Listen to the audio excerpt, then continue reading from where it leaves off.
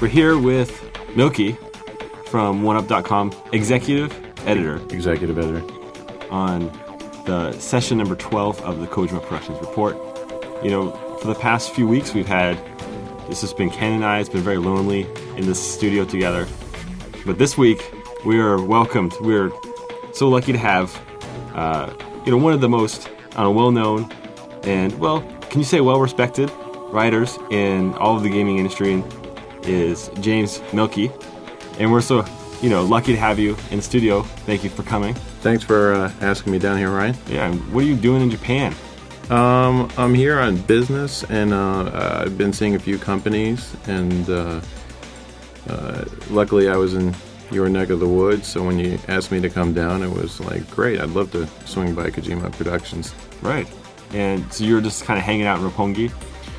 Yeah, I was sitting around having a cup of coffee, right, killing some time, and checking out the sites, do a little shopping, but no ramen trips today, no graveyard ramen trips. Yeah, we never got around to doing that last time. Yeah, we did.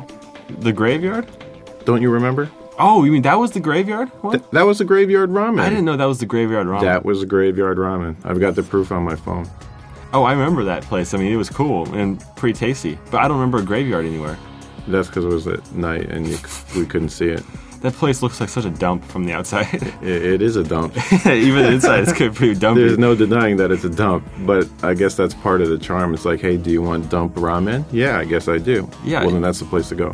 And it's actually just a walk from the studio. That's right. Yeah. I remember that. Right down the street. And when you're there, that leads into something that, I want to talk about a little bit. Last time you were here, you were here on business to interview Mr. Kojima for the big official PlayStation Magazine cover with Mr. Kojima and your big cover story for OneUp.com. Right. And it turned out awesome. You like that? Yeah. What did Kojima-san think? Oh, he was totally pumped. And the thing is, once that issue hit newsstands, because OPM is it's all over the place. It's all over Barnes & Nobles, you name it. People like the PlayStation. They love the PlayStation. I mean, it's popular. and then he would be getting these emails from his friends like in the States, and they would say, "Hey, I see your face everywhere I go now." Really? Because it's at all these bookstores, and he was totally pumped about it. And that's the effect we wanted. We wanted to have impact and for people to see Kojima and learn about Kojima. Right. And I think the interview really brought people a lot closer to him, because you don't usually read interviews where you talk to him. Mm-hmm. It's always about like, Metal Gear this, Zone of the Enders that, Boktai this. It's not, hey, what was it like when you were a kid? Right. And it kind of sets people off guard, at least in Japan, when you ask those really direct questions. Yeah. I think most editors probably, I don't know. I'm lucky because I have a certain comfort zone with Kojima-san, so, every time we see each other, it's like, there's no ice breaking. It's all just jump right into it. So that's the benefit that I have of speaking with him. Yeah, he was a lot more comfortable speaking with you, and he was a lot more open. Yeah. It takes him a while to get comfortable with a writer. You spearheaded this OPM cover with Tom Byron, the editor-in-chief. And I remember I came into Tom's office when we were just talking about this opportunity. It hadn't been decided yet. And, you guys really explained to me that this has never been done before. It's having not some kind of 3D render or some illustration on the front cover of a very one of the most popular video game magazines. It's a dude. A dude. A real live dude. On the front of a video game magazine. Right. And you're right. That never happens. And why? First of all, why Hideo Kojima? And you can tell me straight up. This isn't PR or anything. Yeah. And do you think this is just a start? I mean, are people going to accept Mizuguchi covers or Miyamoto covers or David Jaffe covers? You name it. Well, it's hard to find people on the same level as Hideo Kojima. I mean, there's only a few. As far as OPM is concerned, specifically, it's going to be a very occasional thing because there's only so many PlayStation-specific creators. I mean, who else would we rank alongside Hideo Kojima? You'd probably talk about people like Shigeru Miyamoto, and after that you have to wonder, okay, well, who's had the greatest impact on the industry? for the longest amount of time. There's very few people like Hideo Kojima. And but does OPM want to continue to do this sort of thing? Yes. There are some developers out there who are not known for their development on PS2 or any PlayStation platform that may or may not, let's say, develop for PS3. So if things like that happen, that may create a great opportunity. Mm-hmm. But it all depends on the person. But I do know that that's something that OPM wants to continue. Yeah, it's cool seeing a dude on the front of a video game magazine. The big motivation behind this is that, okay, well, how many video game magazines come out every month? You know, it's like, and what really distinguishes them? You know, I mean, people today, I don't know what the general, you know, if they can really tell the difference in quality between one magazine from another. So you can't count on the quality of your editorial alone. You've got to do things differently. And what we wanted to do with Kojima was kind of celebrate the culture of the game industry more rather than specific games and say, you know, oh, well, it moves at 60 frames per second. It's got great textures while the light sourcing is kick-ass. Right. You know, we want to really get behind the culture and the and the things that make the video game industry tick, you know, breathe, and, you know, it's a constantly changing format. So we wanted to get Kojima because he's got to be one of the biggest names, you know. And with Metal Gear Solid 4, it was, and the trailer just having come out, it was the perfect time to put Kojima on the cover. Right. Yeah, it went down on at his place, which was a really cool opportunity too to see his actual apartment. Right. That was cool. Right. You know, with all his New Order records framed, right. And he actually had that. What I really like to see was that cover of GMR when we did Metal Gear Solid 3. Right. He had that framed and on the wall. Right. And I promise you, we didn't put it up the night before. Oh, I know. I actually heard about that a year or two previous from one of Konami's former PR people that told me, "Oh my God, you will not believe this, but he's actually got that cover that you guys designed of Metal Gear Solid for GMR on his apartment wall." I was like, "Oh, that's cool." And that was your, you know, your old stopping grounds with the GMR days. Yeah, and like I have to say that cover was mostly mine because I fought to have that image that was on the cover of Snake coming through the jungle, and I didn't really want to mess with it. I didn't want to obscure anything. We made the logo camouflage and transparent, and so that was really one of my babies, I think. Yeah, it really did have that theme of camouflage in the jungle. It just looked awesome. Yeah. It still looks awesome. I was proud of that one. You know, I've been complaining about this a lot, but E3 prep, I mean, it's tough for developers, it's tough for writers. Yeah. What's this E3 looking like to you? This year's E3? Yeah, like we're about about a month away from it. Yeah.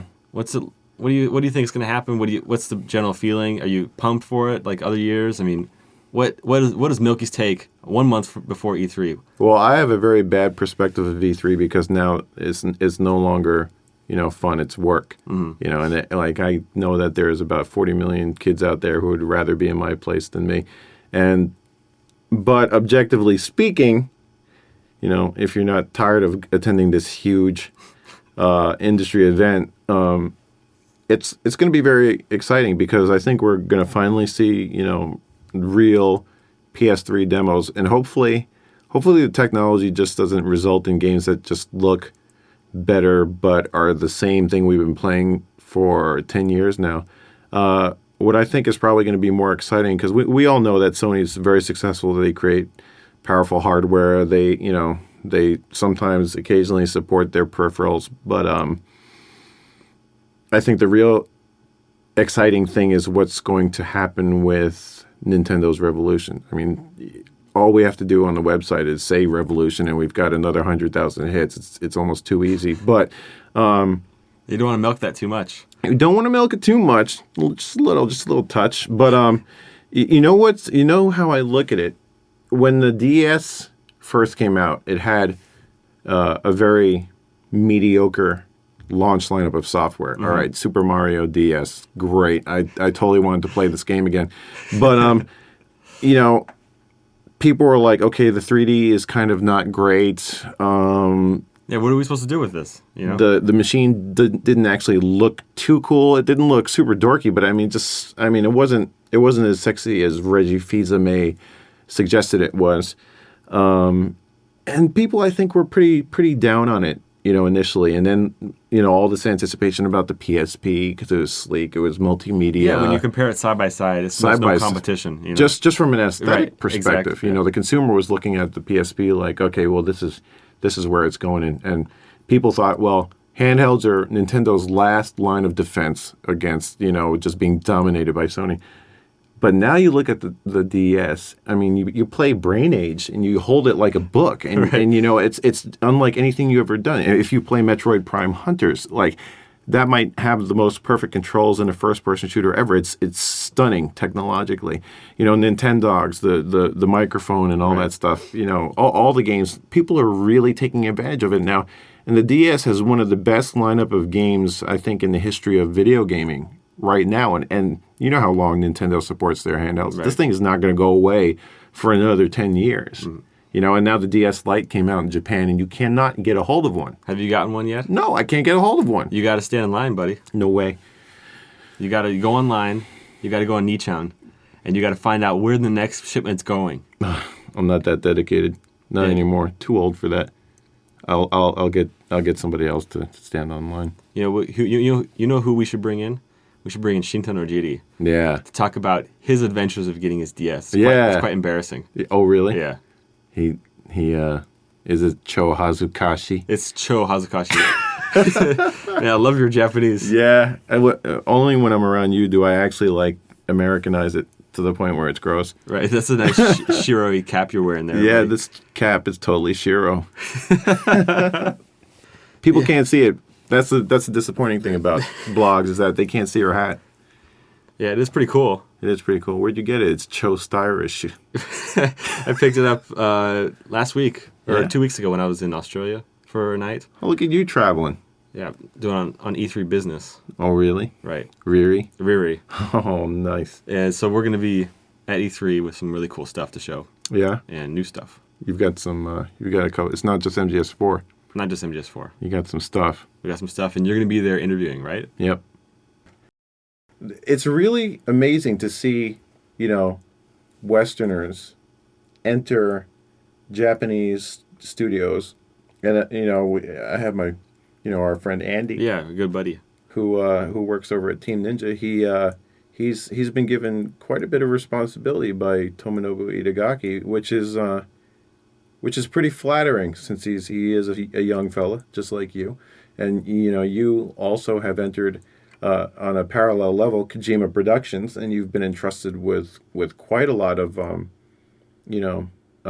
responsibility. And stuff that, considering how conservative Japanese development teams usually are, I remember Jake, our pal Jake, who worked over at United Game Artists. Right, with Mizuguchi. With Mizuguchi, and it was largely based on his ideas where Rez came from, but it's not common, So to have the exception to the rule, definitely is definitely an exception to the rule. But it's great to see that. Two of my friends have joined Japanese development teams and are not just manual translator or the guy in the back who designs levels and does a very minor part. Both you guys have stepped it up and landed in some really, really amazing spots. So it's great to see. Well, Andy's doing some very exciting stuff for Team Ninja. Yeah, and I hope to be on that level soon. I don't think you're far off, man. I mean, Kojima trusted you enough to put you right in the mix almost from the start. I mean, within 3 or 4 months, that's fast. So yeah, it is. That's cool. I'm really lucky to be here, and but on the other hand, yeah, it's true it's the exception to the rule, but it makes sense because you have a whole team of 100 Japanese men and women putting together a game, and having a certain feature might make sense to them, but to announce to a foreigner. Well, here's a simple example. Yeah. Why is it on all games but Metal Gear when you play it in the States, when you select something you push the X button, right? But they do it the Japanese style. up until now, they've done the Japanese style where the circle button means yes. Yes, and then X is the back out of the menu. And what's up with that? Why are we still doing that? And I don't know, but we need to have that kind of voice. And things are changing. So our upcoming game is the Metal Gear Solid digital graphic novel that we showed at Gamers Day. That's going to have, I think, the first time in the series history on a PlayStation platform where confirmations happen with X? X. No way. This is huge. This is megaton. Yeah, it is. But and it's amazing that it's actually taken this long to happen. I don't understand either why American versions of games use X to confirm and Japanese versions use circle. It's just a very bizarre thing. I think I can maybe explain it. Oh yeah. In Japanese, they say the circle. They say is maru, and circle means correct. It means, but more so than circle means correct. It's X means no way. Oh really? Right. And so if you see how people. I'm making an X sign right now. Right, with your arms or with their fingers, they see this, and I'm like, no way. No way. Right? And and you're like, Maru, way. I'm like, way. Yeah.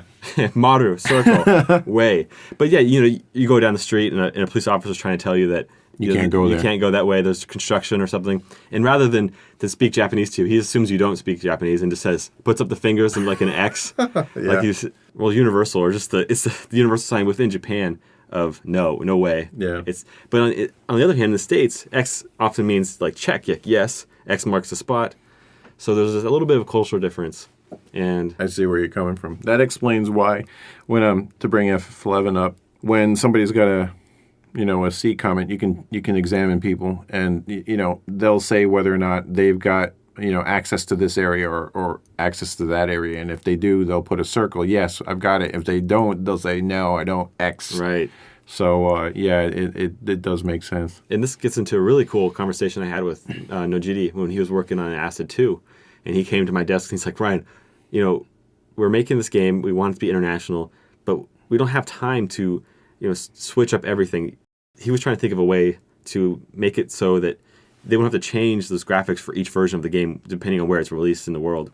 And so that's why in Acid 2, the buttons are just are represented by thumbs up and thumbs down, and they just have to switch those thumbs up and thumbs down. So on the Japanese, the circle button is thumbs up, and they just swap it. So they have to do the language, like change cancel and change it to whatever cancels in Spanish and French and German. So it's the universal language of thumbs. I mean, people know. And it was interesting to talk to him about what other ways other than having a thumbs up. What other ways can you tell them that X means yes?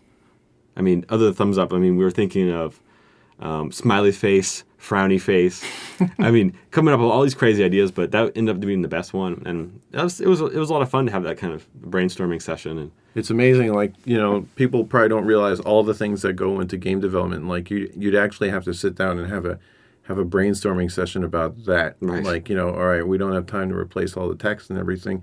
So what kind of visual aid can we add in to solve, to be the solution for this problem? Right.